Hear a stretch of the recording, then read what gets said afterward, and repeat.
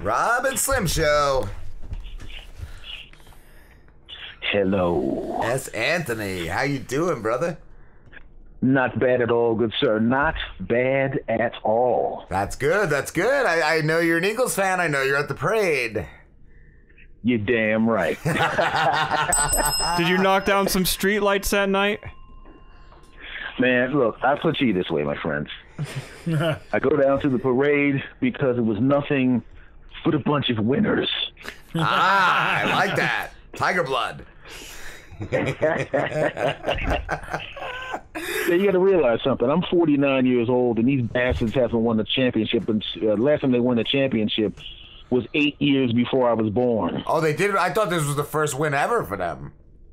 That was the first Super Bowl. Super Bowl win. Oh, yeah. So wow. So the last time they won the championship was that long ago. Wow. It was 1960. There was no Super Bowl then.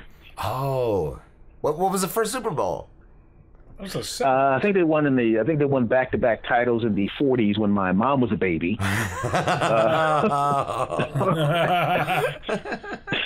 And they won one in 1960 before my parents met. Yeah. I'm not a football fan, but it was so cool to see friends of mine around. Just even people just walking around with smiles because we're about 40 minutes, hour from you guys in Philly. Like, yeah, it was great to see people just happy, and just for a day, just for a moment.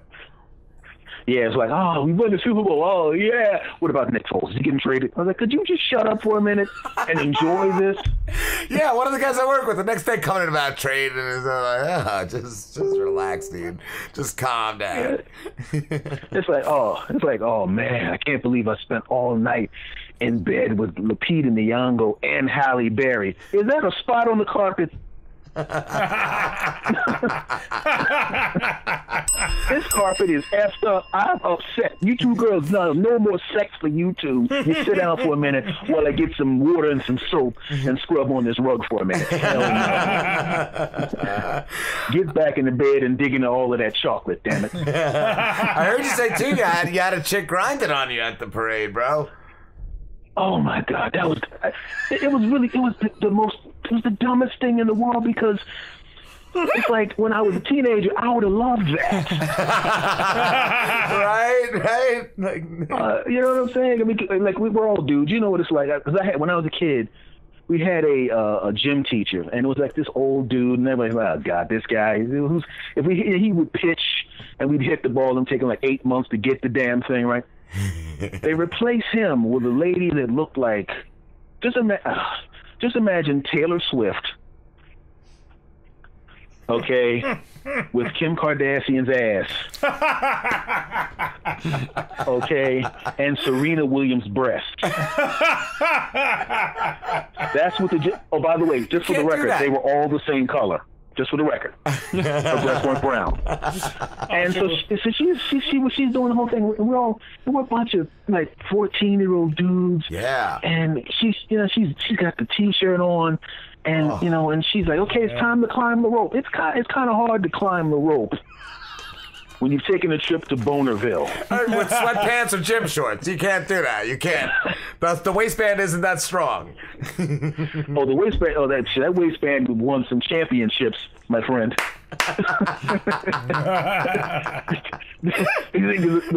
I'll put it to you this way: the waistband is a wonderful thing to have if you have knowledge of how to use the waistband to stop certain things.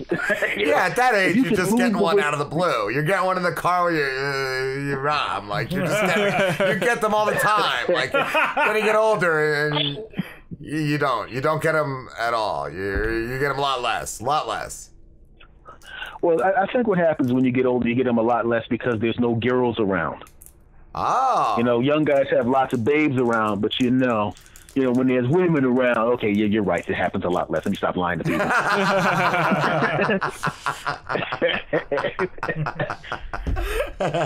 I like the other idea. You're damn right, but at that parade, the girl, it was like the crowd was pushing because everybody was so packed together that you literally couldn't move. I mean, there was a guy that actually climbed up. They had people climbing on the statues. This guy climbed on the statue, and everybody was worried. And I'm going, he's not going to hit the ground. if he falls off that statue, the only people that should be worried is the 700 people underneath his dumb ass. Yeah. Yes. Because getting a neck broke. It's like you were like there's no way that there was no ground to hit. Wow. But the girl, they kept backing her into me, and I talked about it on the pod. It was like, and it was like it was bad enough that the girl was backed into me, but then the simple fact that she was ridiculously good looking. Yeah. And had a delicious ass. Happened to me at a concert a couple times. And she had she had jiggle pants on. And I swear, I think the back of my neck hurts from looking up, trying not to look down. Trying to just be like, yeah, no, this is nothing's wrong. Just gotta play it cool. Just gotta play it cool. It's really weird. I'm just so glad I wasn't 19. Because 49-year-old me can have a discussion with the stuff and go, no. Easy. No. Yeah. Not now. No. 19-year-old me would go, no, and then the stuff would go, man, F you. I'm standing up. I want to be known. I was like, you will get us arrested. I heard you say, though, she moved and another guy grabbed her, and you said that she either screamed or smacked the guy. Oh, she elbowed him. Oh, so good. Even better. Oh, it was so beautiful. It was beautiful. It's like I wish I did a video podcast so I could show you the way the guy, because he kind of, you know you lean back and push your junk forward. He did like he did. Like, he could see her being moved back toward him. So he just kind of, you know how when a girl walks by and you want to look at her butt, and you make it a point to turn to look where she's going to be, so her butt catches you. Yes. Right. So he's like, I was already looking there. He was putting an anticipatory jump push.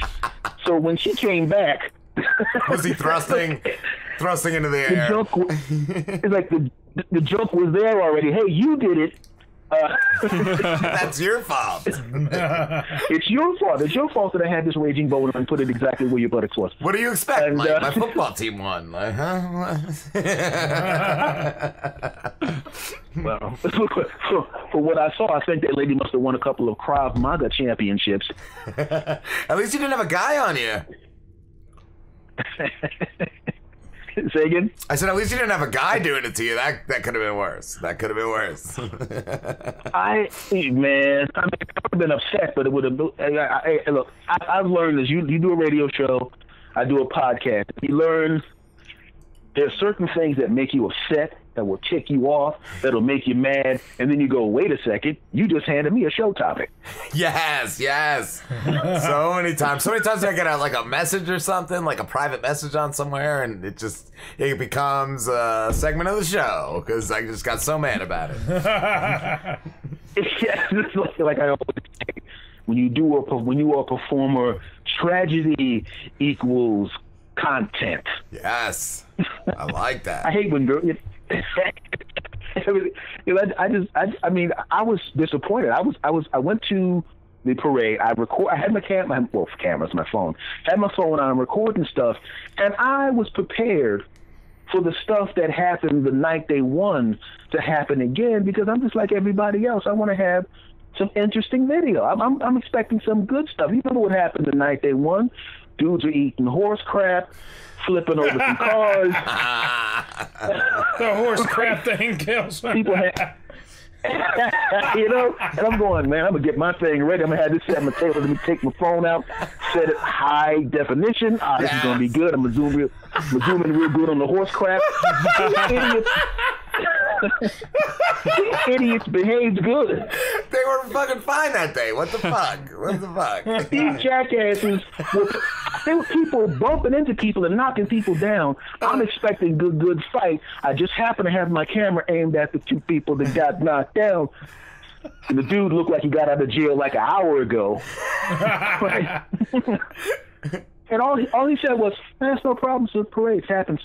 Oh man, yeah, I want to see a nosebleed or something. Oh, thank you. So that's why I stabbed 3 people just to get things going. just to start something up. I like that. Like I said, tragedy equals conflict. So sorry, I got to stab you, dude. This is nothing personal. I'll make sure that I stay away from the major arteries. Yeah. I just have a show topic. I got to do a show a week, and I need some stuff. So it's just put your arm up. And I got to do what I got to do, damn it. You just going to have to bleed a little bit. I'm going to give you a fake name. Because I'm not paying your bill, but other than that, everything's fine. I was gonna say too, S. Anthony, I heard you say, speaking of altercations, I heard you say in one of your episodes that I think it was at one of your jobs, you were the only guy out of a group that hadn't been to prison, and they gave you shit about that. Like, why is that something that like people would give you shit about? Because that was when I worked at a car wash before I went to Los Angeles, and I'm in the car with these guys, and we're all having a great time. You meet a couple of guys. I think it was 4 dudes. We're hanging out. We're having a great time. We're laughing. We're joking, and then all of a sudden on the ride, one guy goes, it's just great to be out. I don't really like working at this car wash, but it's a lot better than where I was. Well, where'd you work? I was in prison for armed robbery, and I was in cell block 65, 26-5. That. And the other guy goes, wait a minute, I was in cell block 65. And then the guy across, I was in jail for murder too. I got off with it. And they're all sitting there talking about, it's really funny when you're stepping on the guy and he's almost unconscious, right? What the hell is with these? Whoa, I would have been sweating, bro. Holy shit. And then he asked me, hey, man, yo, man, how long, what you been in? What you go in jail for? I was like, I've never been to jail. Oh. Oh, man. They looked at me like, what a loser. Yeah, right? That's what I was going to say. Like, is that something to be proud of? Like, fuck no. You did exactly what you should have did, bro. You didn't go to jail. You're a good guy. Like, that's good.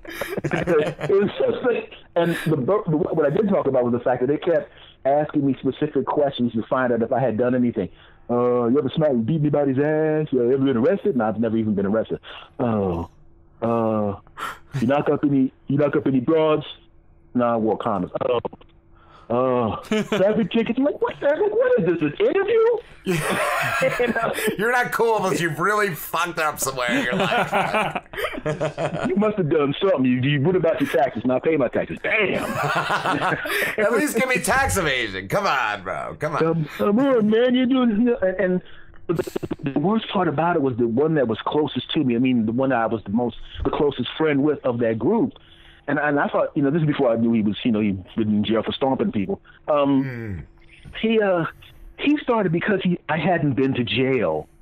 He thought that I was, quote, a punk, unquote. So he started to do physical things to me, like trip me, knock my food over, like this. When you punch a guy in the arm, he would hit me too hard. He elbowed me a couple of times, and I'm watching the other guys at first look like they're looking at him like, why are you doing that? But then they started to enjoy it too much, and I realized if I don't put a stop to that now, all 4 of them will be attacking me. It's gonna keep going. So I took him around. Yes, I took him around the back of the car wash, and I said, "Listen, dude, we have a problem here." Well, I said, "Listen, if we have a problem here, if you want to do this, we can do this right now." Yeah. Because I'm not putting up with this. So he put his hands up, and what people don't understand is just because you've never been to jail doesn't mean you're not highly proficient in whooping somebody's ass. Yeah. Yup. So I beat his ass. And then I like that. And then we walked back around the building. I had like blood on my shirt. His face is swollen. And we were cool after that. Yeah.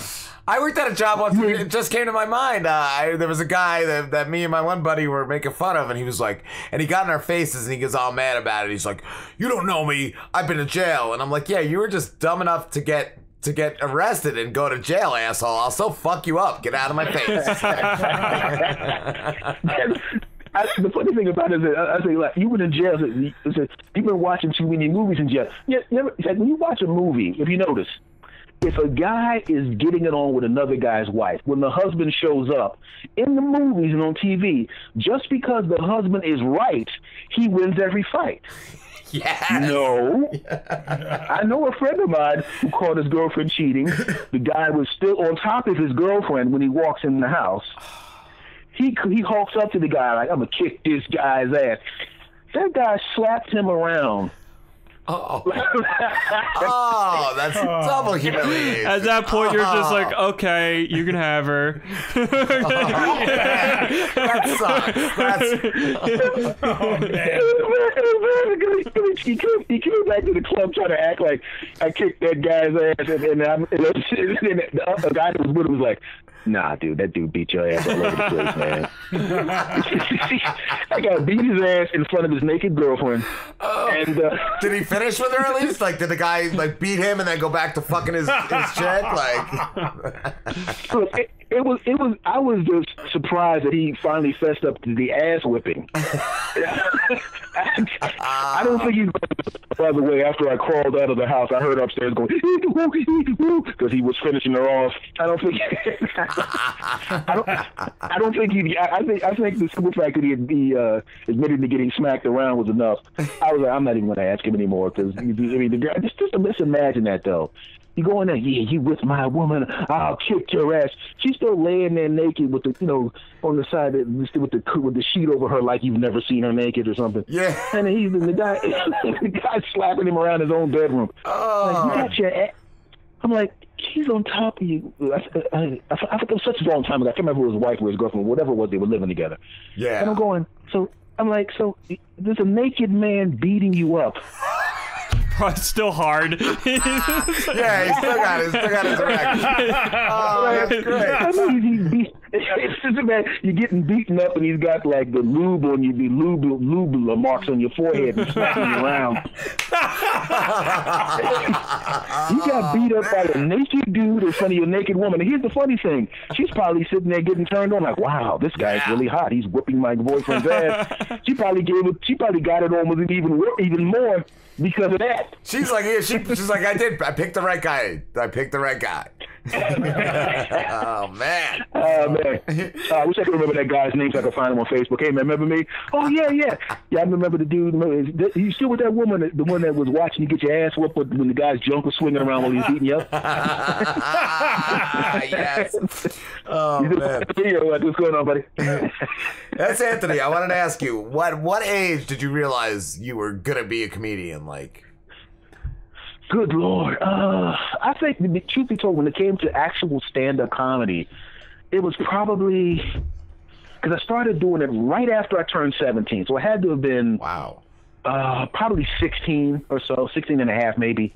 Because it wasn't long after I went, damn it, I'm going to do it before I, because I was very shy. So it took everything I had. I mean, literally, just imagine the thing that scares you the most, and going, I'm going to do the thing that's going to make it even worse on me. I'm going to stand in front of people that I don't know and hope they like my ideas and let them judge me. Yeah, right. Like, wow, that takes a lot. I I figured you weren't shy since you started that young. Yeah, because everybody literally was God, 8, 9, 10, 12 years older than I was. I was kind of like, yeah. Even when I was working professionally, it was kind of like I was like their kid brother. Tagging along. Did you think that helped, or did that hurt? Like, do you think that helped you or hurt you? Did they protect you, or were they fucking with you like you're a little shit?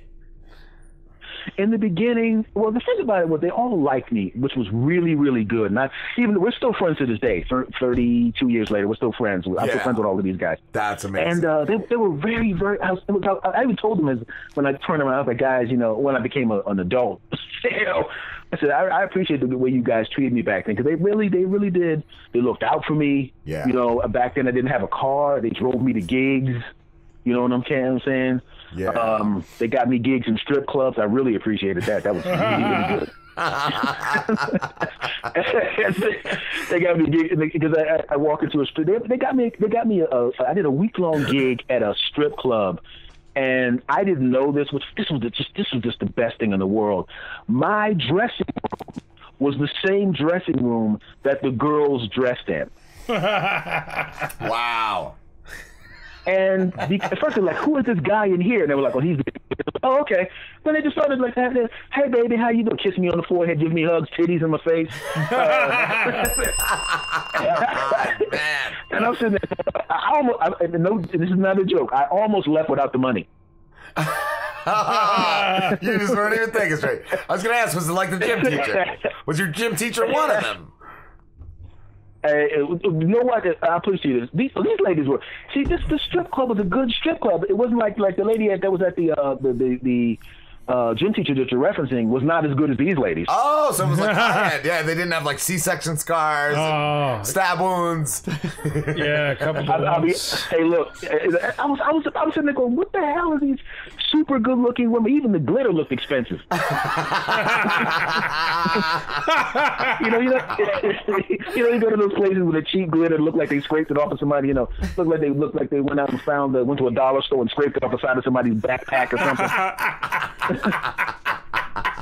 There's hair in it. Yeah, it's not good. Like, is there some ketchup in this glitter? What the hell? This is somebody's lunch pack. It's just gravel. There are some horrifying ones out there. Lambos, all that. I'll tell you guys this though. Even remember when you were describing the the scars and all that kind of stuff. Yeah. When you're 17 years old and there's a naked 28-year-old, I don't care if she had a C-section scar, an F-section scar, a Z-section scar, I'm down with it. At 17, you're just happy to see any nudity whatsoever. Yeah. But that was... Yeah. And also 49, which is the age I am now.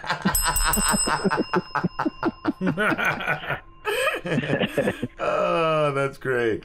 That's great.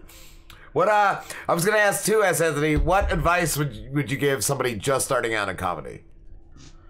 Well, as somebody who's been doing it a long period of time, if somebody was to come up to me and ask me what advice I would give them, I would say, don't do it. Give up. Comedy microphones contain hepatitis C.